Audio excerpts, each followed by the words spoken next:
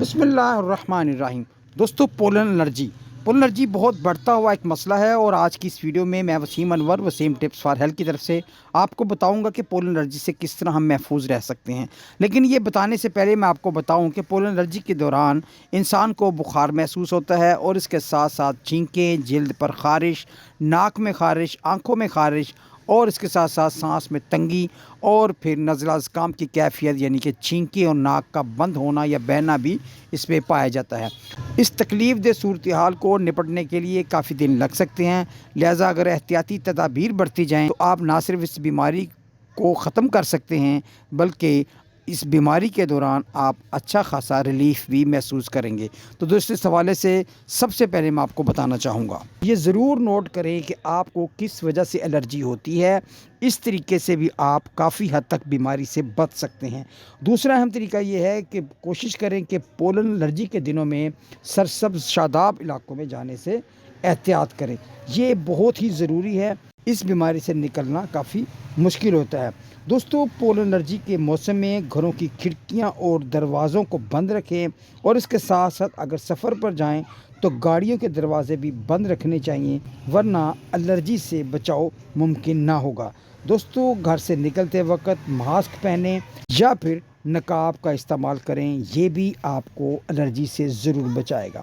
دوستو، کمروں میں قالین یا دری بچھی ہوئی ہے تو اسے اٹھا دیں، کیونکہ اس پر لگی ڈسٹ بھی یا اس ڈسٹ کو صاف کرنے کے جو معاملات ہیں، اس کی وجہ سے بھی پولن الرجی کا اٹیک بڑھ جاتا ہے۔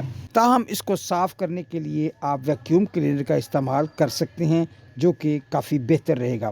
دوستو، سونے والے کمرے میں ہر وہ چیز نکال دیں جس پر زیادہ ڈسٹ پڑتی ہو، جیسا کہ گدیاں، خاص طور پر روئی کی گدیاں، گدے اور پھر رضائی وغیرہ۔ تاہم آپ اس پر اگر نائلون کا غلاف چڑھا لیں تو کافی حد تک آپ کو فائدہ مل سکتا ہے، یا آپ بھی اس بیماری سے محفوظ رہ سکتے ہیں۔ دوستو، کمروں کے اندر کی صفائی جھاڑ پونچھ کرنے کی بجائے کوشش کریں کہ گیلے کپڑے سے صفائی کریں، اس سے ڈسٹ نہیں اڑے گی اور آپ الرجی کی مختلف طرح کی کیفیات سے محفوظ رہ سکتے ہیں۔ دوستو، الرجی کے دنوں میں مریض کو تھکا دینے والے کام سے بھی احتیاط کرنی چاہیے، اور اس کے ساتھ ساتھ معمولی سی بھی اگر کوئی الرجی کی کثر ہو تو فوری طور پر بھاپ لیں، غرارے کریں، نیم گرم پانی کا استعمال کریں، اور اس کے ساتھ ساتھ کوشش کریں دوستو پانی کا زیادہ سے زیادہ استعمال کریں۔ دوستو، اپنی نیند کو پراپر کریں۔ تھکاوٹ، پریشانی، ذہنی تناؤ اور موبائل کے زیادہ استعمال سے بھی آپ نے احتیاط کرنی ہے۔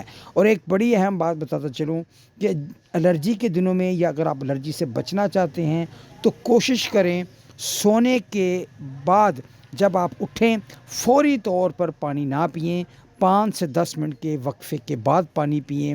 فوراً پانی پینا بھی الرجی کے بڑھنے کے امکانات دیکھے گئے ہیں۔ تو دوستو، امید ہے کہ یہ معلومات آپ کے لیے فائدہ مند رہی ہوگی۔